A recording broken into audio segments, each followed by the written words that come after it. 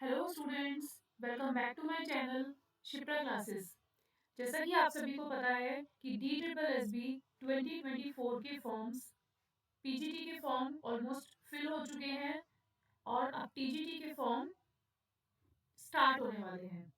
ठीक है, from the 8th of Feb two 8th of March. तो देखिए, आज हम थोड़ा सा डी ट्रिपल एस बी के बारे में डिस्कशन करेंगे कि इसमें क्या क्राइटेरिया है, कौन स्टूडेंट्स इसको फिलअप कर सकते हैं और क्या एज लिमिट है एंड पेपर किस तरीके से होता है। तो देखिए, सबसे पहले तो हम क्या करेंगे, स्टार्ट करते हैं कि ये एग्जाम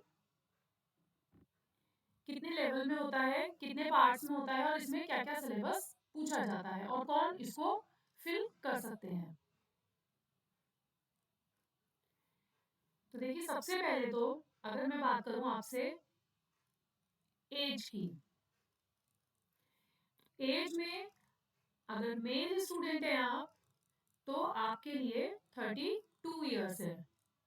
हम बात कर रहे हैं T G T, train graduate teacher की। ठीक है, और अगर आप फीमेल हैं तो आपके लिए एज लिमिट हो जाती है 40 ईयर्स। तो जो 32 ईयर्स तक के मेल स्टूडेंट्स हैं वो इसको फिलअप कर सकते हैं एंड 40 ईयर्स तक जो फीमेल स्टूडेंट्स हैं वो इसको फिलअप कर सकती हैं। और जो ओबीसी एससी एसटी का क्राइटेरिया है वो आपको नोटिफिकेशन में डिटेल में मिल जाएगा। मैं ऑल एंड ऑल लेकर आपके साथ चल रही हूँ कि मेल अगर आप हैं तो आप 32 ईयर्स तक इस फॉर्म को फिल कर सकते हैं और फीमेल है तो आप इसको 40 ईयर्स तक फिल कर सकते हैं। तो देखिए, एग्जाम में होते हैं दो part, part A and part B. और इनको कौन स्टूडेंट्स फिल कर सकते हैं, ग्रेजुएशन हो जिनका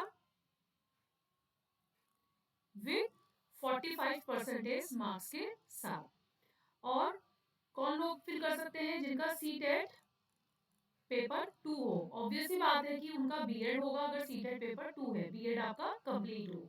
तो जिनका ग्रेजुएशन है पर्टिकुलर सब्जेक्ट में 45% सीटेट पेपर 2 हो, बीएड हो, तो वो स्टूडेंट्स ये फॉर्म को फिलअप कर सकते हैं। देखिए, पार्ट ए में आपके पास 5 पार्ट्स आते हैं, मैथ्स, सेकंड इज रीजनिंग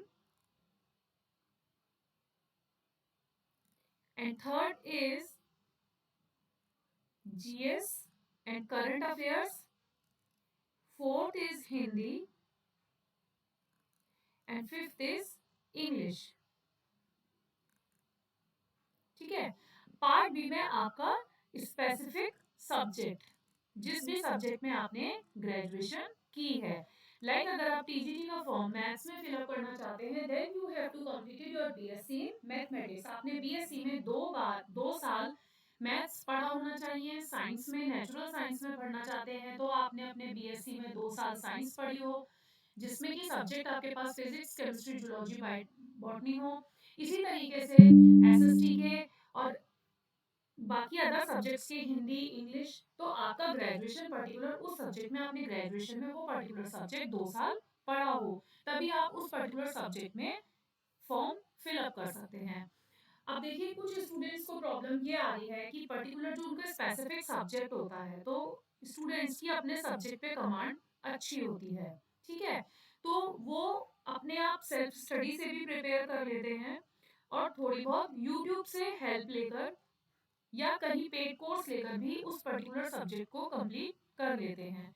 अब कुछ स्टूडेंट्स ऐसे होते हैं, लाइक मैथ्स और अगर साइंस को छोड़कर हम अदर सब्जेक्ट्स की बात करें, हिंदी, इंग्लिश, एसएसटी, तो उसमें क्या होता है, बच्चे ये तीनों पार्ट तो बहुत इजीली कवर अप कर लेते हैं, बट बच्चों को जो प्रॉब्लम आती है, एसएसटी के स्टूडेंट्स को हिंदी इंग्लिश में जो फिलअप करेंगे फॉर्म, उनको मैथ्स और रीजनिंग में प्रॉब्लम आती है। मैथ्स और साइंस के स्टूडेंट इस सब्जेक्ट को कवर अप कर लेते हैं क्योंकि उनका मेन सब्जेक्ट मैथ्स उन्होंने पढ़ा होता है, तो उनकी कमांड मैथ्स में अच्छी होती है, तो वो मैथ्स इजीली कर पाते हैं। लेकिन जो हिंदी के, इंग्लिश के स्टूडेंट्स हैं वो थोड़ा सा इसमें अपने आप को कमजोर समझते हैं। कमजोर इन द सेंस कि कैसे होगा, कैसे हम स्टार्ट करें, how to start our preparation from the part A for general paper part A. Part B उनका पर्टिकुलर सब्जेक्ट होता है, उसमें वो अच्छे से प्रिपेयर कर सकते हैं, उन्हें उस चीज की नॉलेज है। बट कहीं ना कहीं पार्ट ए में मैथ्स और रीजनिंग में बच्चों को प्रॉब्लम आती है। तो आप लोग मुझे कमेंट करके ये बताइए, मैं आप लोगों की जिस तरीके से भी हेल्प कर पाऊँ I will surely help you, कि आपको मैथ्स पढ़ना है या रीजनिंग पढ़नी है, क्योंकि पार्ट बी में बहुत सारे सब्जेक्ट्स हैं। तो सारे सब्जेक्ट तो एक सिंगल टीचर कवर अप नहीं करवा सकता, क्योंकि हर टीचर का एक पर्टिकुलर एरिया होता है, पर्टिकुलर सब्जेक्ट होता है। तो इसलिए मैथ्स और रीजनिंग अगर आप पढ़ना चाहते हैं, then I will start our classes maths and reasoning. Maths पढ़ना चाहते हैं तो मैथ्स में पर्टिकुलर स्पेसिफिक टॉपिक अगर आप लोग सजेस्ट करना चाहते हैं तो आप लोग सजेस्ट कीजिए। और अगर आपको रीजनिंग में पर्टिकुलर कोई सब्जेक्ट कोई टॉपिक पढ़ना है तो आप लोग रीजनिंग में भी मुझे सजेस्ट कीजिए, ताकि मैं आपके लिए वो पर्टिकुलर टॉपिक लेकर आ पाऊँ। डी ट्रिपल एस बी में जिस तरीके के क्वेश्चंस उस टॉपिक से रिलेटेड पूछे जाते हैं, वही क्वेश्चंस मैं आप लोगों के साथ डिस्कस करूंगी।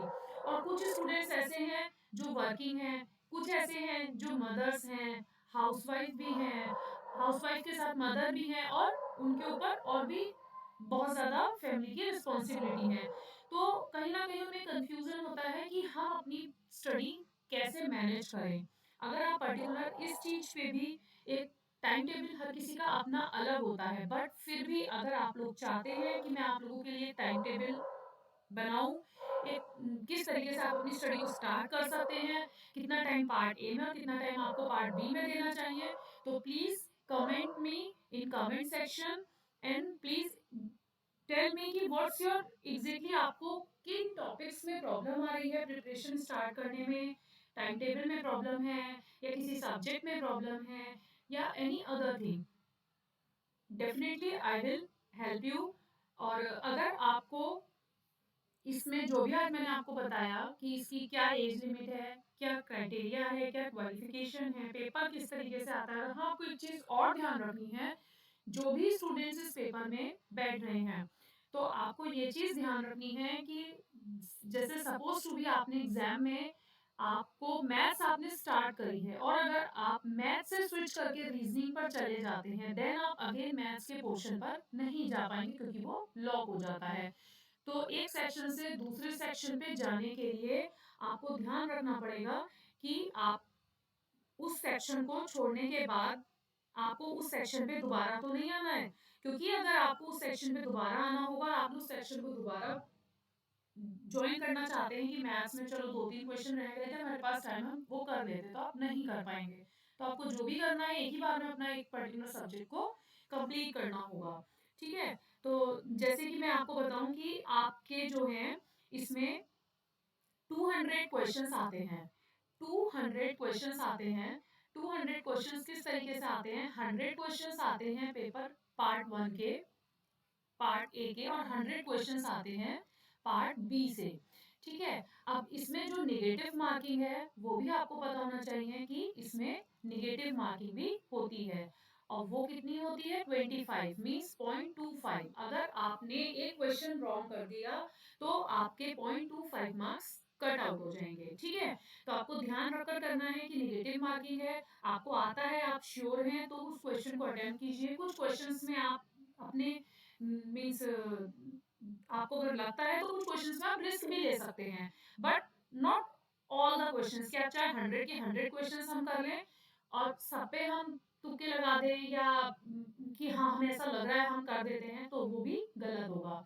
कुछ क्वेश्चंस में आप रिस्क ले सकते हैं, बट सब में आपको रिस्क नहीं लेना है। तो ये जो 200 क्वेश्चंस होंगे इसके लिए आपको 2 आवर्स मिलेंगे। अब देखिए 2 आवर्स का मतलब है आपको कितने मिनट्स मिलेंगे, 120 मिनट्स। 120 मिनट्स कंप्लीट, 120 मिनट्स में आपको कितने क्वेश्चंस कंप्लीट करने हैं, 200 क्वेश्चंस।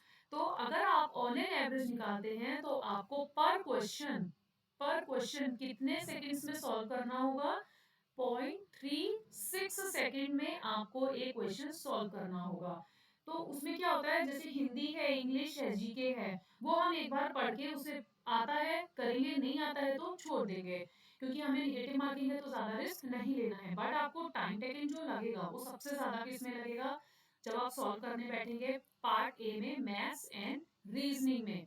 इसी तरीके से जिनका पार्ट बी मैथ्स है तो उनको भी पार्ट ए में कम टाइम लगाकर पार्ट बी में ज़्यादा टाइम लगाना होगा, क्योंकि मैथ्स में आपको क्वेश्चन सॉल्व करने पड़ेंगे। तो मैथ्स का जो टीजीटी का फॉर्म फिलअप कर रहे हैं स्टूडेंट, तो वो टाइम को ध्यान में रख के करें, टाइम को हमेशा ऑब्जर्व करते रहें जब भी आप पेपर में बैठें। तो अभी किस पर्टिकुलर सब्जेक्ट को आपको एग्जाम में बैठ के कितना टाइम देना है, अगर आप ये भी जानना चाहते हैं then please comment me in comment section. मैं आपको सब चीजें डिटेल में समझा दूंगी। तो हम आज के लिए इतना ही रखते हैं। आई होप आपके कुछ डाउट्स क्लियर हुए हों, और अगर इनमें अभी भी कोई डाउट रह गया हो तो प्लीज मुझसे कमेंट करके पूछिएगा, ताकि मैं आपकी हेल्प कर पाऊँ।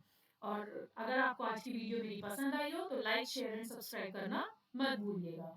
And thank you for watching.